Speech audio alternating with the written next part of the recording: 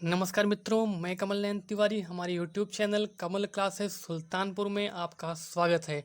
Friends, आज के इस वीडियो में हम इलेक्ट्रॉन, प्रोटॉन और न्यूट्रॉन और परमाणु क्रमांक, परमाणु भार आदि सभी चीज़ों को बहुत ही सरल भाषा में समझाने वाला हूं।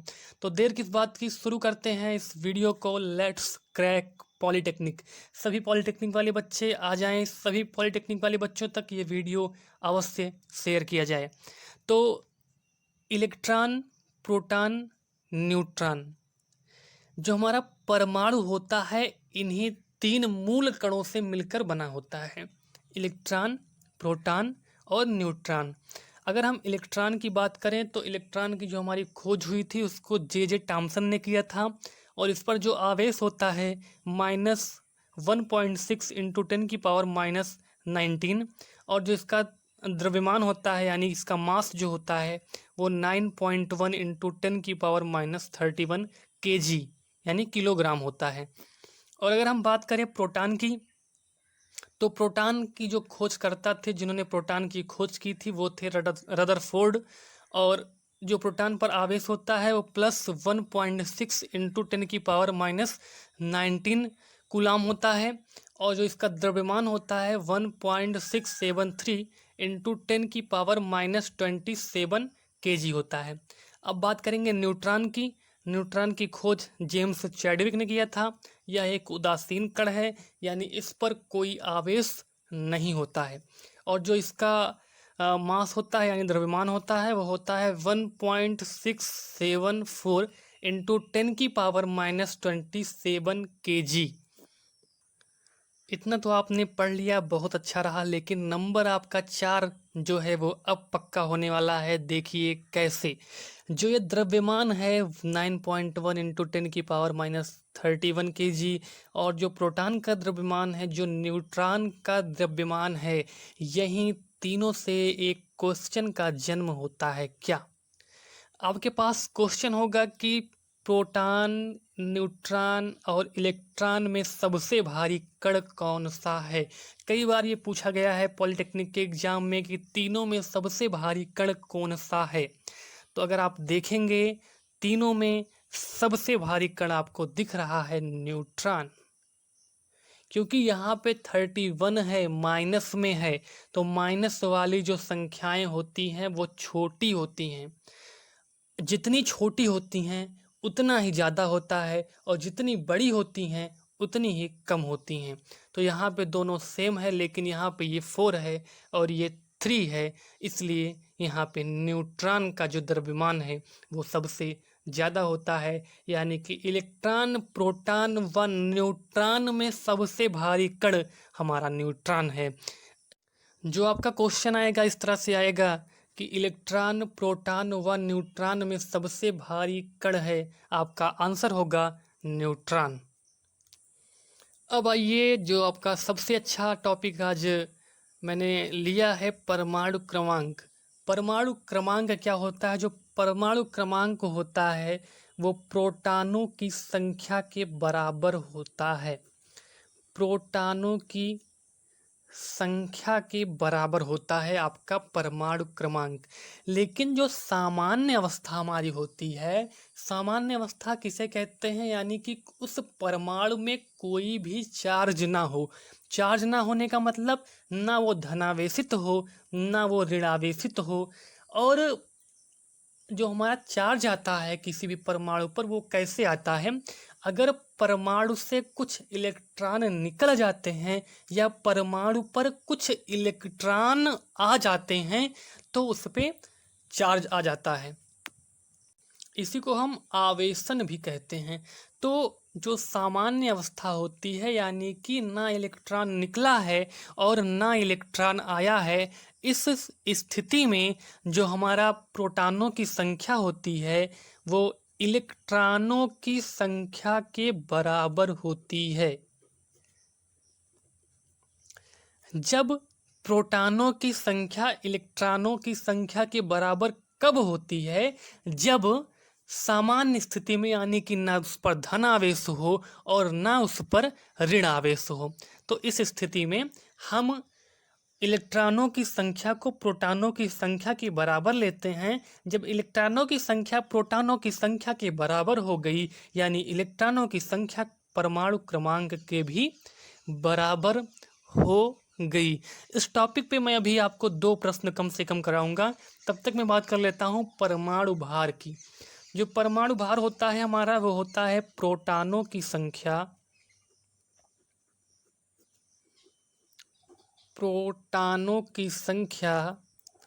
प्लस न्यूट्रॉनों की संख्या। प्रोटॉनों की संख्या प्लस न्यूट्रॉनों की संख्या, क्योंकि यही दोनों कण नाभिक में रहते हैं।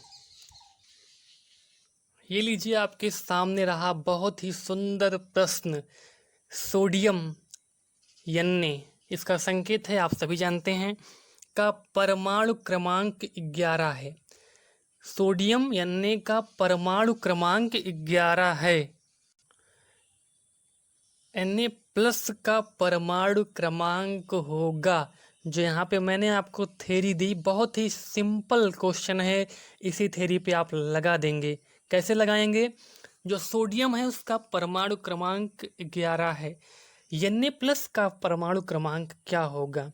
अगर हम बात करें Na प्लस की, तो Na प्लस में जैसे सोडियम का परमाणु क्रमांक 11 है, परमाणु क्रमांक 11 होने का मतलब है कि उसमें जो प्रोटॉनों की संख्या है वो भी 11 है। और जब प्रोटॉनों की संख्या 11 है तो इसका मतलब इलेक्ट्रॉनों की संख्या भी 11 है। यानी कि सोडियम का जो परमाणु क्रमांक 11 है उसमें प्रोटॉन 11 हैं। प्रोटॉन 11 होने की वजह से इलेक्ट्रॉन भी 11 हैं। लेकिन जब आप बात करोगे Na प्लस की, तो Na प्लस मतलब, प्लस का मतलब कि उससे एक इलेक्ट्रॉन निकला। प्लस का मतलब होता है इलेक्ट्रॉन निकलना। कितना इलेक्ट्रॉन निकला, उस पर कितना प्लस चार्ज है। अगर हम Na प्लस की बात करें तो इस पर 1 प्लस चार्ज है। इसका मतलब कि इससे एक इलेक्ट्रॉन निकल रहा है। जब एक इलेक्ट्रॉन Na प्लस से निकल रहा है तो Na प्लस में जो हमारा इलेक्ट्रॉन होगा वो होगा 10। अब बच्चे करते क्या हैं, जब Na प्लस में इलेक्ट्रॉन आ गया 10, हाँ भैया एक इलेक्ट्रॉन निकला यानी 10। जब 10 इलेक्ट्रॉन हो गया तो 10 प्रोटॉन भी हो जाएगा। जब 10 प्रोटॉन हो जाएगा तो इसका मतलब इसका परमाणु क्रमांक भी 10 हो जाएगा। नहीं, गलत कर रहे हो आप। करना क्या है आपको, मैंने आपको बता दिया कि परमाणु क्रमांक प्रोटॉनों की संख्या के बराबर होता है, ना कि इलेक्ट्रॉनों की संख्या के बराबर। सामान्य अवस्था की मैं बात कर रहा हूँ। अगर सामान्य अवस्था है, सामान्य अवस्था में इलेक्ट्रॉनों की संख्या प्रोटॉनों की संख्या के बराबर होती है, तो इसलिए हम इलेक्ट्रॉनों की संख्या को प्रोटॉनों की संख्या के बराबर ले सकते हैं। लेकिन ये सामान्य अवस्था नहीं है, यहाँ पर धनावेश आ गया, तो यहाँ पे हमको इलेक्ट्रॉनों की संख्या प्रोटॉनों की संख्या के बराबर नहीं लेंगे। उसके नाभिक में प्रोटॉन उतना ही रहेंगे जितना Na में है। यानी Na का जो परमाणु क्रमांक है वो 11 है, यानी उसके नाभिक में 11 प्रोटॉन है। तो Na प्लस के नाभिक में भी 11 प्रोटॉन होंगे। यानी Na प्लस में जो प्रोटॉन होंगे वो 11 होंगे। और अगर 11 प्रोटॉन है मतलब इसका परमाणु क्रमांक 11 है, 10 पे कोई टिक नहीं करेगा। अगला प्रश्न हमारा संबंधित है परमाणु भार वाले सूत्र से। ये जो हमारा ये वाला फार्मूला है, इससे हमारा संबंधित है ये वाला क्वेश्चन। ये वाला क्वेश्चन है कि 17Cl35 के नाभिक में न्यूट्रॉनों की संख्या होगी। हमको दिया गया है 17Cl35। अगर आपको बता दें हम, ये जो नंबर होता है ये हमारा परमाणु क्रमांक को बताता है और ये हमारा परमाणु भार को बताता है। तो मैंने आपको फार्मूला दिया कि परमाणु भार बराबर प्रोटॉनों की संख्या प्लस न्यूट्रॉनों की संख्या। प्रोटॉनों की संख्या प्लस न्यूट्रॉनों की संख्या यानी कि परमाणु भार बराबर number of proton plus number of electron. कितने प्रोटॉन हैं नाभिक में और कितने न्यूट्रॉन हैं, यही हो जाता है परमाणु भार। तो इसको देखने पे हमें पता चल रहा है कि इसका परमाणु भार 35 है और यहाँ इसका परमाणु क्रमांक 17 है। तो 17 परमाणु क्रमांक मतलब कि प्रोटॉनों की संख्या। तो यहाँ पे हम रख देंगे 35 बराबर 17 प्लस न्यूट्रॉनों की संख्या नहीं पता, हम मान लें कि इसमें x न्यूट्रॉन है। तो जब x हम निकालेंगे तो 35 माइनस 17 x बराबर 18 यानी कि number of neutron equal to 18। ये हमारा हो गया आंसर। आज के वीडियो में बस इतना ही। आज मैं आपको सब्सक्राइब करने के लिए नहीं बोलूँगा।